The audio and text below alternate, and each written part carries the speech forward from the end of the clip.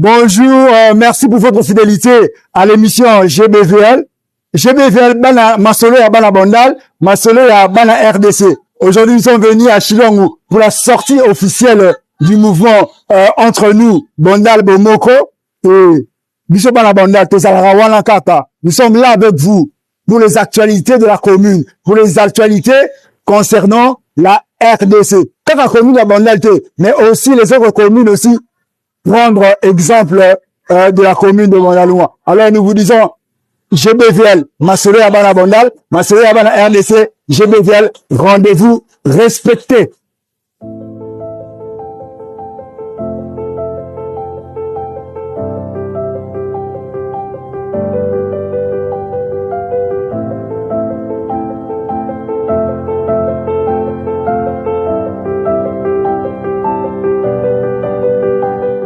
Baninga GBVL, bato balinga lisano ya Masolo ya Bandal, Masolo ya partout.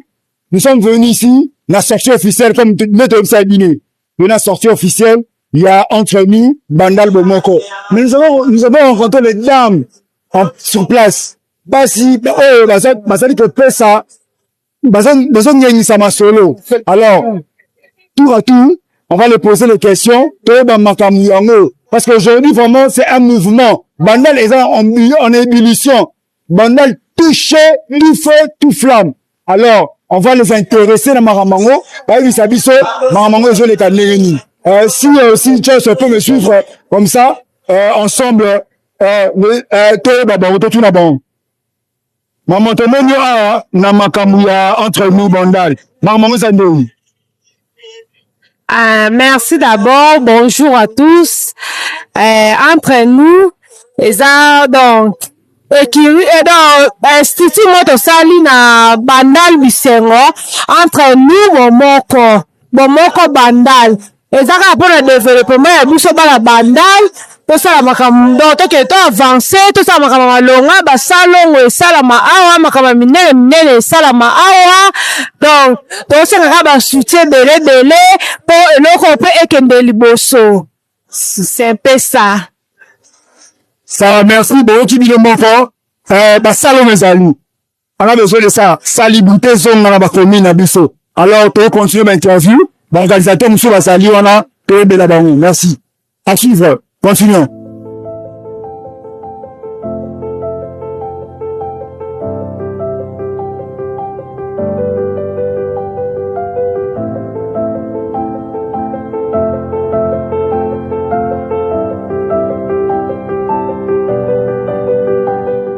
GBVL, on veut continuer l'interview dans Bisso.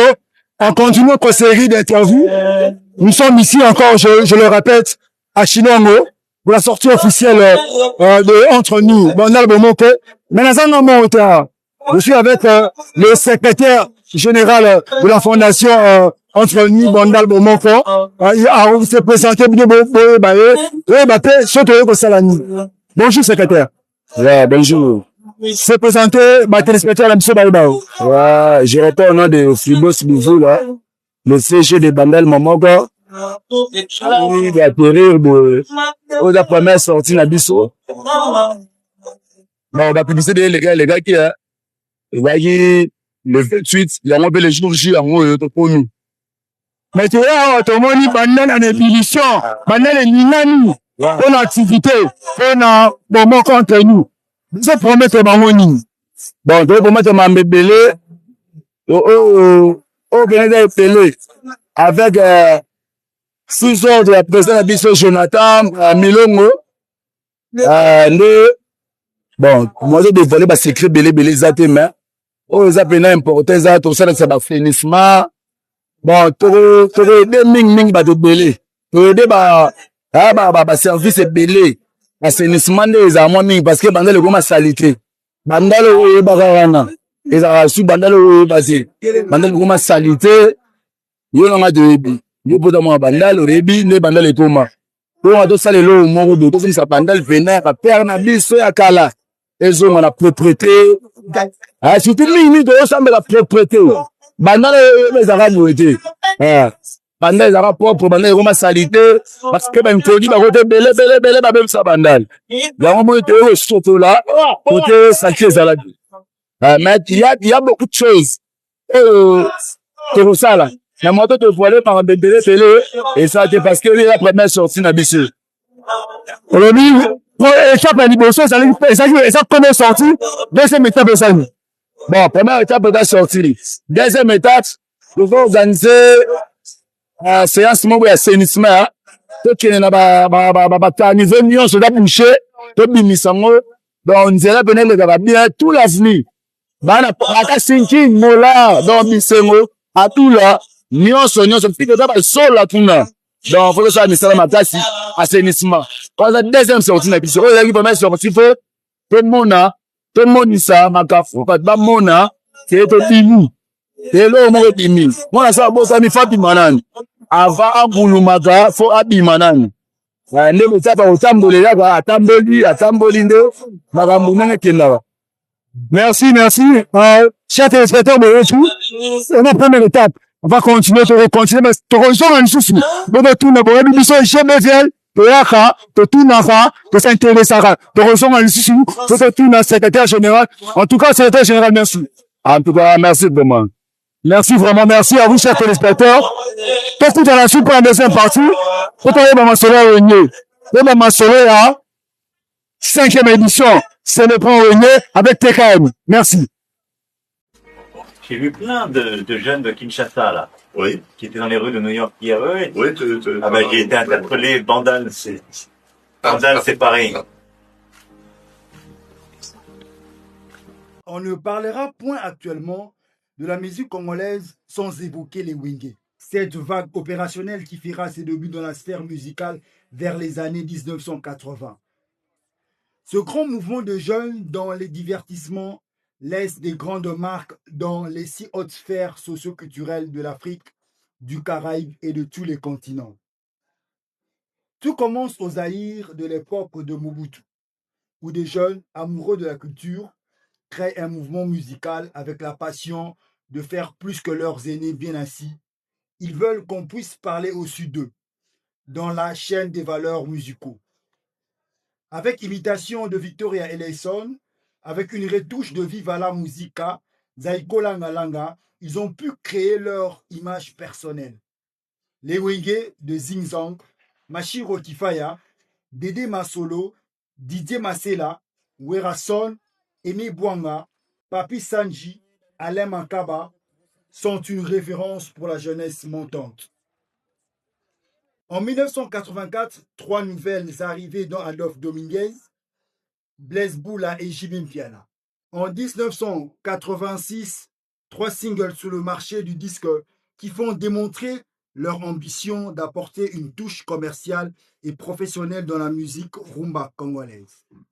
Le single Bébé Akenaye, ensuite Laura et Césarine. Le boom commence avec leur premier opus Bouger Bouger. Le boom commercial avec leur premier opus Bouger Bouger en 1988, composé de 6 titres, Jibim Piana avec 3 chansons dont la fameuse Moulolo, La fille du roi et Bakolo Budget. Ensuite, c'est Kin et Boula. Et vient en appui Robert et Kokota.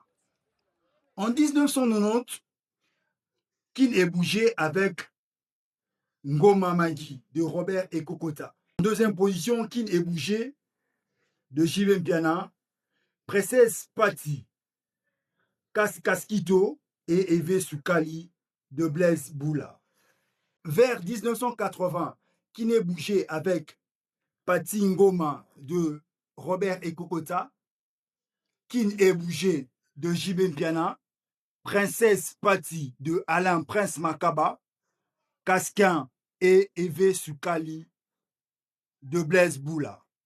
En 1981, Kala Ibwinge, le 3e album du groupe avec Ekelami, Banzembo, Daniko et Voyage Mbosso, Babetifo, et jusqu'en 1992 avec l'entrée de Alain Pella, Mandanchante, Mwamba, Fikare, Titina, Al Capone, Désiré Kalala. Le Wenge Musica BCBG 4x4 tout-terrain se disloque en septembre 1997. Werason, Didier Massela et Adolphe Dominguez vont former les Wenge Maison-Mère et JB Mpiana, Alain Makaba, Blaise Boula et tout le reste se focalise pour le groupe Wenge BCBG Bon Chic Bon Genre, qui après donnera toute une liste du clan.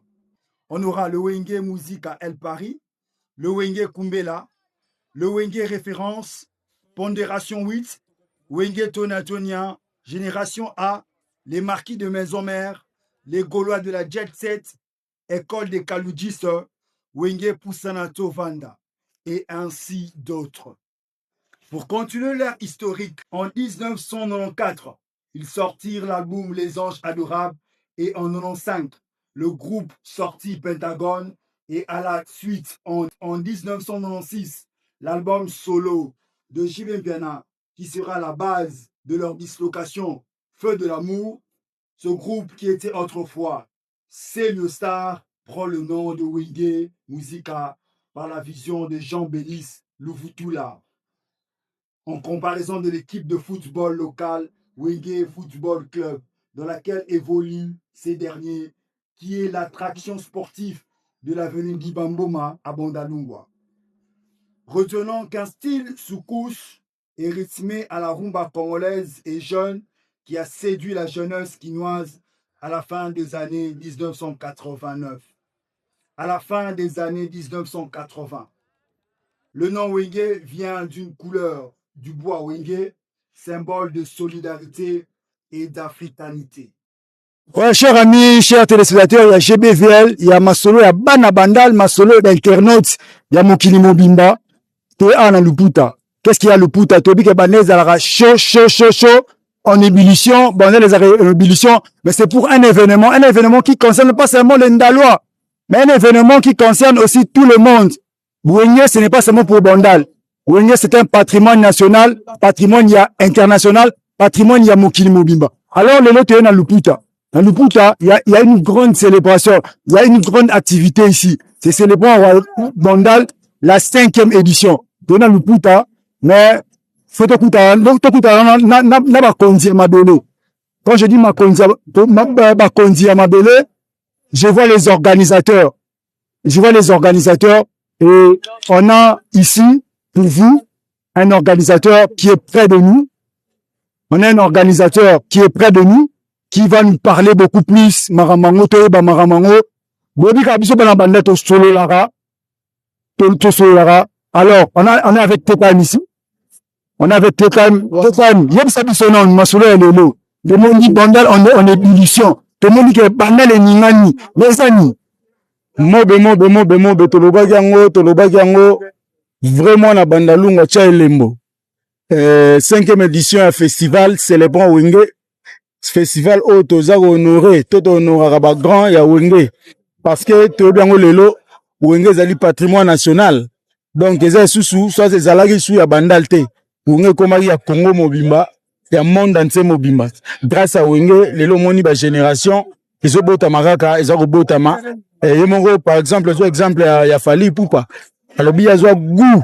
Il y a musique pour aller au Landa, Ranson, JB Mpiana, Didier Massela, Blaise Boula, Alain Makaba, donc bango sur Tata Dominguez Adolphe. Donc après ça bango goût. Sur 90% il y a musique, il y a lelo et tambola na Wenge. Ça veut dire banana na bakoko. Donc on a que Wenge les patrimoine et seigneurie honoré yango chaque année. Le 5e édition le festival célèbre Wenge. On a Bandalungwa les a vraiment en ébullition et puis toujours rendre hommage les pas ya Kulutu na biso Mbutakis paix à son âme. Donc le premier secrétaire général il y a Wenge 4x4. Au peut aux la 4 il y a idéologie à 5e édition. Natika Ibiso donc au rendre hommage quoi. Oui, maintenant qu'on sauter la solo internautes, bah ibisinga interaction échange avec des internautes, bah tout le monde peut quand même écouter en 4e édition année passée aux avis na tout en est. Voilà. Vous avez na bandal. Moi comment ça makana bandal. Bah le matadi pour la bengi. Bah le bi bah ya pena matadi. Mais qu'est-ce qu'il faut? Bah na matadi, biso dans la problème té. Et ça ils sont mutazala bi que notre ça festival célèbre Wenge. na Matadi tokoya Matadi donc ndenge bana bandal babete nanu yango donc tozana na bandal pona nini wenge d'abord ya bandalungu avant ekoma mokili mobimba awa baoye bakozwa makambo yango na grandeur mongo mais par rapport par exemple ya Lemba par exemple ya Nzele kompa kuna peza na ampleur mais awa bakamarade ya JB bali awa po babotama na wera bazali bamasela bango nyonso donc ampleur oyo ozwa awa ezalina nde moko te oyo eza par exemple na njili mais wenge eza mokili mobimba so abengi biso na njili tokokende so abengi partout tokokende mais bandalungwa nde na nsiko toyebi ka activité yango esili te mais mpo na ye moko qu'est-ce qui a manqué eloko nini fallait ezala de plus mpe eloko nini obombeli biso mpo na baprochaine étape bon nde tolobaka œuvre humaine ezalaka 100% nyonso te tokoloba teke nyonso 100% nyonso non c'est bon te tozala babesoin bandeko baya donc batia biso toujours poids merci d'abord na RTL ndenge andimaki kotia maboko na 5e édition merci na ye vraiment mingi et puis tobengisi mpe bandeko nyonso tu boya ebele basponsor boya tomema na idéologie okenda ti na bamboka ya bamikili mosusu quoi donc totondi nanu te toza na besoin na bino boya mais bozwa exceptionnel tozosala yango tovaloriser culture ya mboka lelo pépinière ya bajeune musicien baza ebele basuka kaka na bacommune na bango te esengeli bakota mpe na bacommune mosusu baproducteur baalea toza na bango awa bauti Brazzaville bauti bamikili ya poto baotala mpe bajeune oyo bakointerprete lelo oyo mpo ozwa chance ya interprete bien ozala mpe pembeni ya baproduction ebelebele donc tozalaka kocontribue mpo na édifice ya mboka kwa mais te kane toyebi kosama na bandal mais bandalingo ezaka wenge te banani mpe nini fali bapaza na bandal mais c'est pour lui c'est pour quand c'est pour quand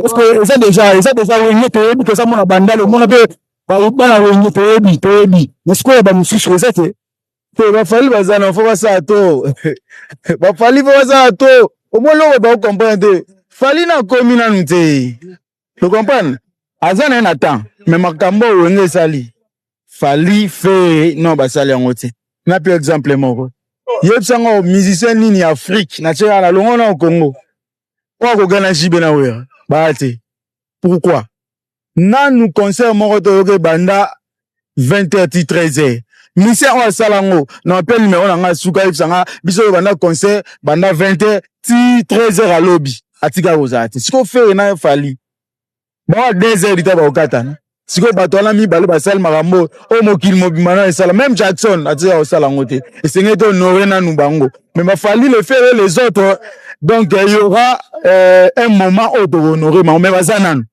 nango ba aussi la 50 ans te baza nanu donc faut ba travailler lisusu bon au niveau ba wana ba jibe donc vraiment basala trop la musique. Oui, alors, Tony Toclo, entretien à biso, mais un dernier mot à travers nos téléspectateurs,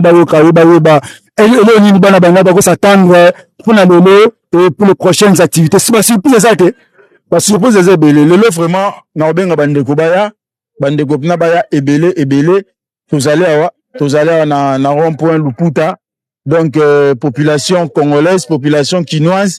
Vraiment, boya, ba groupe musicaux interprété rien que wenge, bo sepela. Vraiment, to sepela, Luputa. Et puis, soto longwe, édition au festival célébrant wenge, to na festival bandal, to katango festival, puis rumba nanzela, et puis to zongi na les amis de la culture RDC. Donc, c'est un peu ça.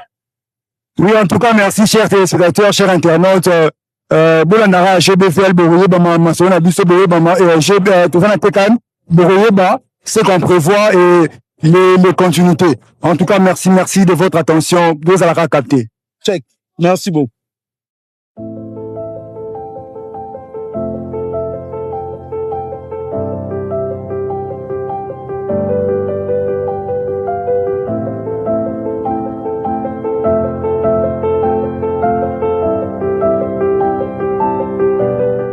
Oui, Baninga, GBFL, tous nos téléspectateurs de partout.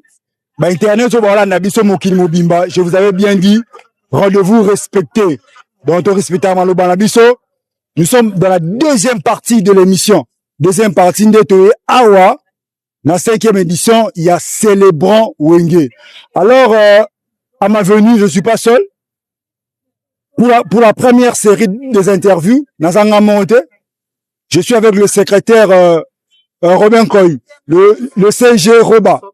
Donc le vieux va s'expliquer, il va s'exprimer par rapport à la rencontre Nabiso et Lelo. C'est vrai qu'il y a beaucoup de choses à dire.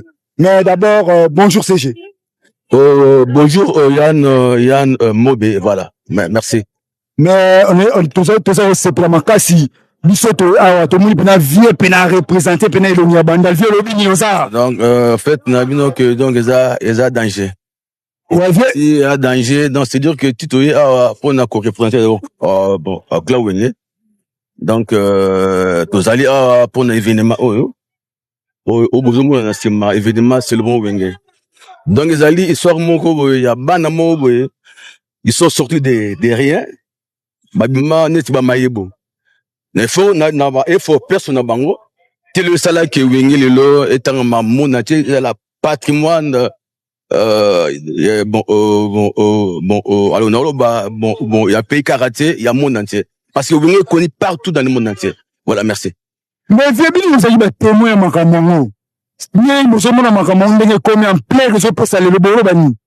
Vraiment en tout cas nga ilo na kumsaka tonton Kimenga TKM. Et deux vraiment ils a aidé mon azali aligné ko immortaliser ba vie nae. Vraiment ils a en tout cas nous devons appuyer idée parce que comme on a un jeune garçon on lui a ça manum sous no abino ba vie wana masala eloko ba créa parce que wenge et pesago ba jeune garçon ba boga et puis wenge et ko simoko ya ba volonté bango tout batanga classe ba omona bango tout niveau asuka D6 likolo ba mata bazali ingénieur bagade bazali mais niveau asuka wenge mututu na wenge azana diplôme et puis surtout na français alors très bien français il y a des gens beta non très bien.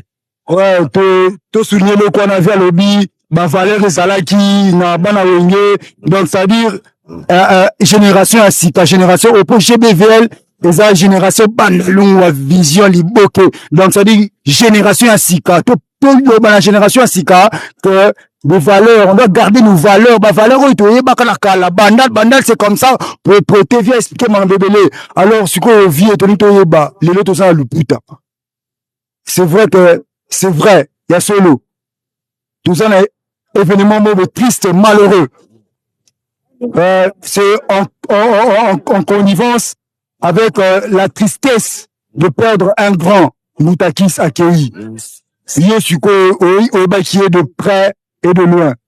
Pourquoi yo ba nini pour Moutakis? Vraiment pour nanga ezali donc événement moko très malheureux, triste pour nanga parce que vient na ki mo to tamone partout, ma mebele akufi aneti bibliothèque moko ekei.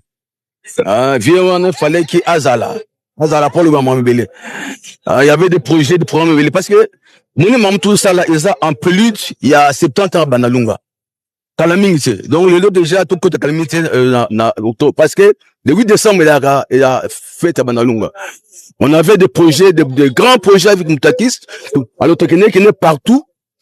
Il fallait donc via un bon santé pour que maman salema. Mais bon nzambe après ça quand nzambe ka mutazu hein ata to gangi mais nzambe ka bwa to lukumvoma na le Moutakis mai na miso na le Moutakis maman en passant na ko féliciter le président JB Mpiana Mukulu abankulu Mutopamba donc vraiment merci na osali pour na CG Moutakis na mosa parce que tu as fait au lexiquement que nous alliés vraiment président au lexiquement que nous avons Mutopamba donc vraiment ce que tu as fait vraiment les cameaux vraiment et le blâme entier que JB Atika Moutakis c'est dans dernier moment même un franc tu as donné et puis qu'on est kaka donc voilà quoi bandal au monde entier c'est JB qui a soutenu son vieux.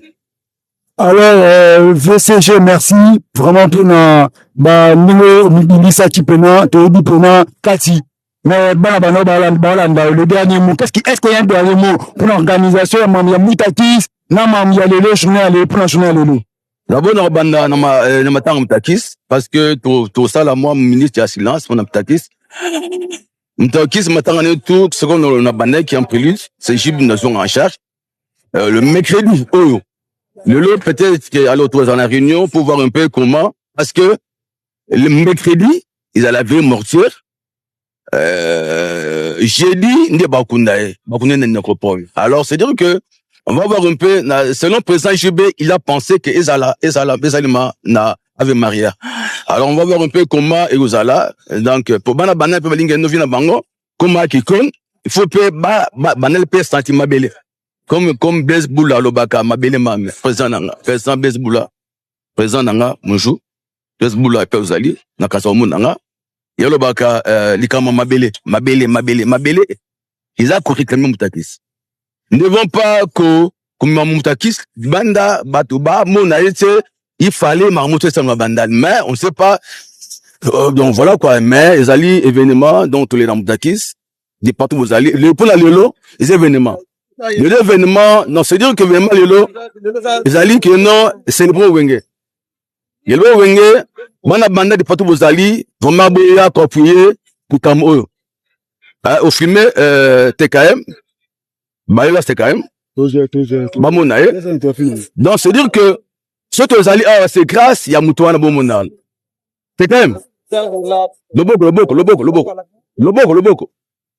Tout ça pour la TKM. TKM Yowana, donc, si nous sommes ici, c'est grâce à lui. C'est lui le coordonnateur, il y a Makamoto. Donc, nous devons jeter le flair à TKM. C'est grâce à lui, qu'on porte main forte dans les Cambo. N'a qu'on manqué qu'on saluer, ami Nanga ou Balananga Mikili. JP Landou, donc, mon ami tous les jours. Bon, moi, JP Landou, qui Japon, ami Mikili, Aza, nous m'a belé déjà qui Japon, dans le cadre de l'Angaï. Vraiment, j'ai pas trop à dire, au Angaï, n'a pas rappelé ami Nanga, JC Boula, notre soldat. N'a pas rappelé qu'on voit quartier présent Nanga, ingénieur, les vainqueurs de tous les dangers.